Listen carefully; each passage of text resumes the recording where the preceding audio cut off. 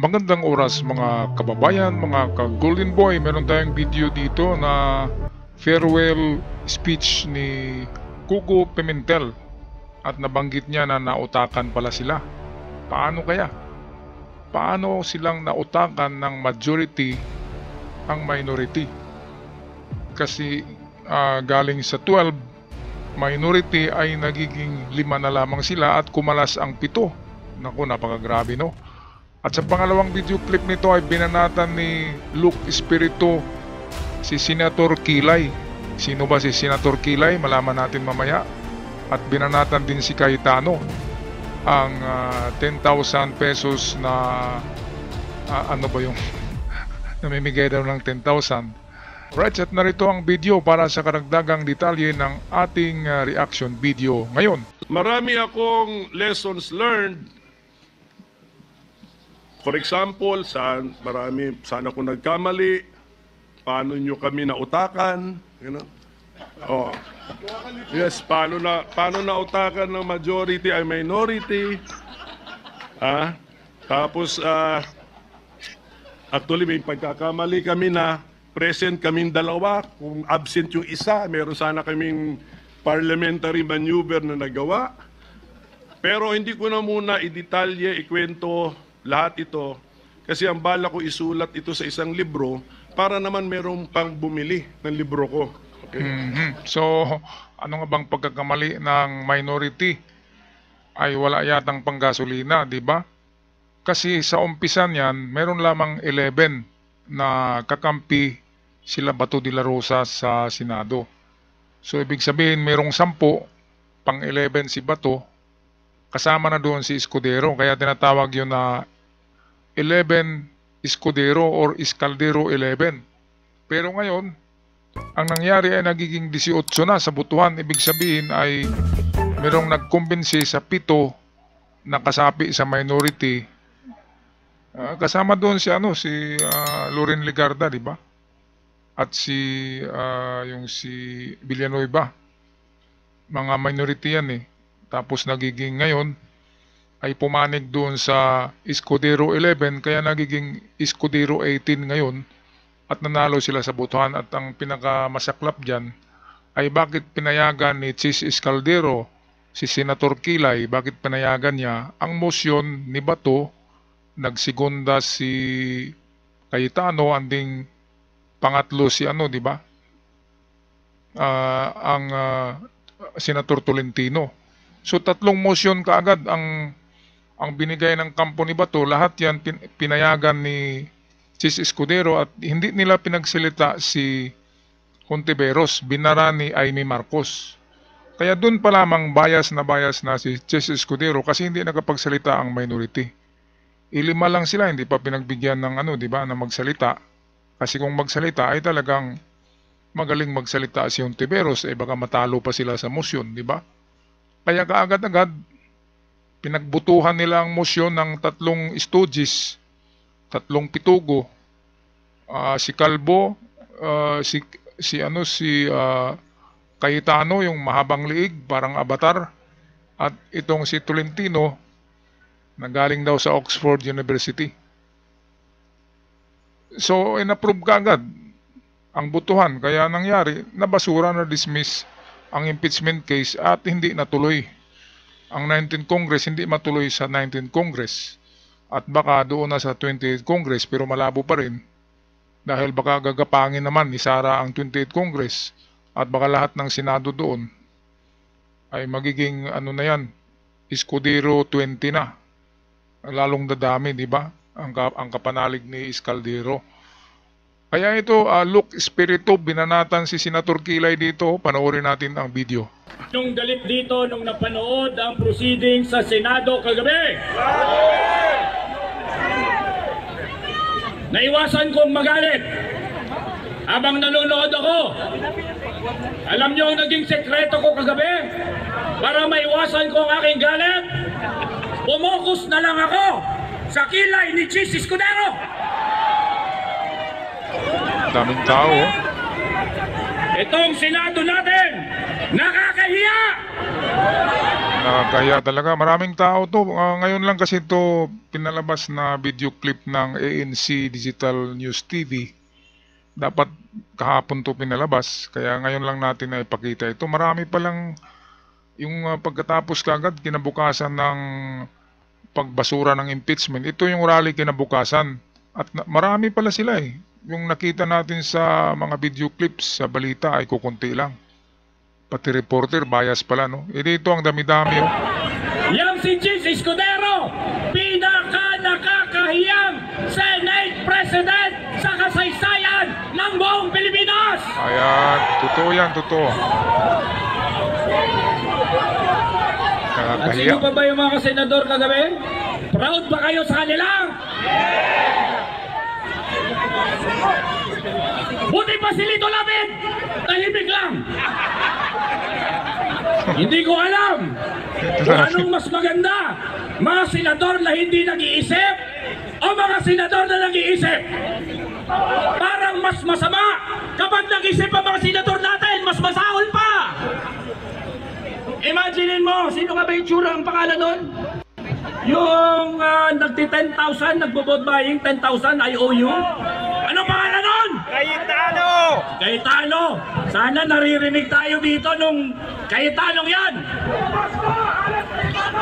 Akala mo magaling! Magarbo! Paabo-abogado! Pero hindi ko maintindihan! Bakit hindi niya alam ano ang ibig sabihin ng forthwith? Tanungin ko kayo! Ano ang ibig sabihin ng forthwith? Turuan natin sila! Ano ang ibig sabihin ng forthwith? Eh sa kanya ibaliktad eh! Ang forthwith daw, hindi daw agad-agad yan! Hindi ko alam kung saan galing law school! At imaginin mo sa sobrang talino ni Alan Peter Cayetano, ha? Sobrang talino! Ibabalik niya ang articles of impeachment sa House of Representatives dahil gusto niyang tanungin ang House of Representatives. Ito bang inyong articles of impeachment? Illegal ba to o legal? Alangan naman sabihin ng House of Representatives, pinasa namin yan sa tingin ko illegal. Ibabalik ka daw sa House of Representatives dahil gusto niyang tanungin ang House of Representatives. House of Representatives, ibabalik namin sa inyo ang articles of impeachment dahil gusto namin malaman, sigurado ba kayo na gusto niyong ipatuloy ito? Eh pwede mo lang ka-textmate siguro ang House of Representatives, makukuha mo ng sagot eh. Ang talino talaga ng ating mga senador. Ayan, ang totoo niyan, may mga isip yan pero nabubulag na sa pera, di ba? Kasi kapag pera na ang kikilos, talagang malabo na ang paningin ng tao, mababago yung isip, di ba? At ito ang pagkakamali nila dahil sa ayon sa batas, kapag naipasa na yan ng lower house ng Kamara, ang impeachment complaint na verified, ibig sabihin ng verified, pinirmahan na yan ng Kongreso, ng mga congressmen. Lalo na 240 ang nagpirma eh. More than half of the numbers of the Congress, of the congressmen. Pero nagtanong pa rin si yung mahabang liig, si IOU 10,000, si Cayetano, nagtanong pa na mukhang mali daw, hindi daw verified, i-check muli. Kaya ito'y delaying tactics talaga nila para aabot sa 20 Congress ang kaso na ito. At kapag aabot sa 20th Congress, alam nila na mayroon na naman silang mabudol-budol doon ng mga senador na kakampi na naman kay Chis Escudero, baka magiging Chis Escudero 20, di ba? At 4 na lang ang matira sa minority. Kaya ito ang nakakatakot kasi ginakapang talaga ang bawat senador, kahit si Lito Lapid ay kumampi na sa Escudero 18, kahit na si Rapi Tulfo, mga guilty ang mga mukha nila nang magtaas sila ng kamay. Parang ayaw magtaas ni Rapi pero usapang lalaki. Merong usapang under the table yan, kaya nagkaganyan. Let's balik tayo kay Luke Espiritu. Alam nyo, Itong senador, ang Senado natin, hindi natin maasahan pagdating sa paglitis ng mga korap at mga paplander. At hindi rin natin maasahan sa kahit anong bagay. Nakasalang din sa kanila ang sahod. Mukhang hindi nila itataas ang sahod. Ang ganyang klaseng Senado na ayaw litisin ang mandarambong, ganyan din ang Senado na hindi magbibigay ng solusyon sa ating kahirapan. At tayo ngayon naharap sa peligro at ito'y hindi na biro. Nasa punto na tayo na hindi na ito biro. Ang buong lipunang Pilipino, ang ating mga naghaharing uri, ang lahat ng mga dinastiya, ang lahat sa kanila ay kumakampi na kay Rodrigo Duterte. Pag sinabi natin Dutertismo, hindi na yan tungkol kay Rodrigo. Pag sinabi natin Dutertismo, yan na yung ideolohiya ng buong naghaharing uri. Ang Dutertismo ay isang politika na walang laman, walang binibitbit na solusyon sa kahirapan. Simpleng pagsasamba kay Duterte ang laman yan. Pag tinanong kung ang ibig bang sabihin ng pagkampi kay Duterte, tataas bang sahod? Hindi. Kung ang ibig bang sabihin ng pagkampi kay Duterte, magiging regular ang mga manggagawa? Hindi rin. Ang ibig bang sabihin, pagka kumampi ka kay Duterte, gusto mo mapalaya si Duterte sa Hague? Gusto mo bang maging presidente si Sara Duterte? Ang ibig bang sabihin yan, may lupa ang mga magsasaka? Hindi rin. Ang ibig bang sabihin, pagka kinampihan mo si Duterte, may pabahay ang mga maralita? Hindi rin. Walang laman. Ang simpleng laman yan ay sambahin si Duterte at ang ating mga trapo at ang ating mga political dynasty ay nagkukumahog na magkukonsolida sa ilalim ni Duterte. Napakaswerte ng Duterte family. Swerteng-swerte, parang mga linta yan sa kalabaw eh. Sinisipsip ang dugo ng kalabaw at tumataba yung mga linta. Walang nagawa kundi magtukhang ng sambayanang Pilipino, mga kababayan. Kaya kayo na mag-iisip dyan kung anong naibigay sa inyo ng mga Duterte na yan. Alam nyo naman na team lagim ang mga ganyan, ang iniisip lang ay confidential fund na mapunta sa kanila. Sa panahon nila, ang Davao pala ang pinakamalaking confidential fund na mayroong confidential fund na budget. Ang Davao ang pinakamalaking budget sa panahon ni Digong in terms of mga projects. Ay doon yung pinakamalalaking budget. Kaya ang kanyang mga anak ay ginagawa na ngayong mga congressman, mga senador, vice president.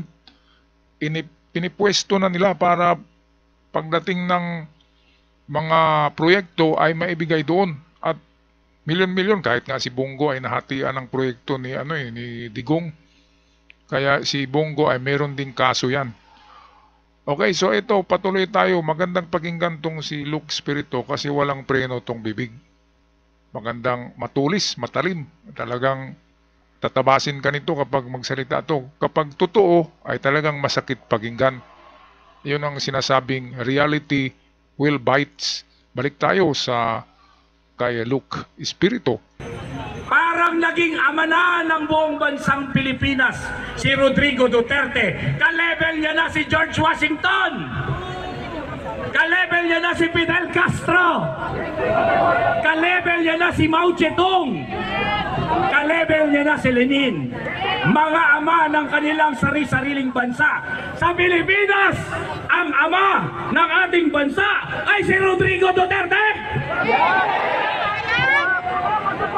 Sinasalamin lamang ng Dutertismo ang pinakamasasahol na aspeto ng lipunang Pilipino.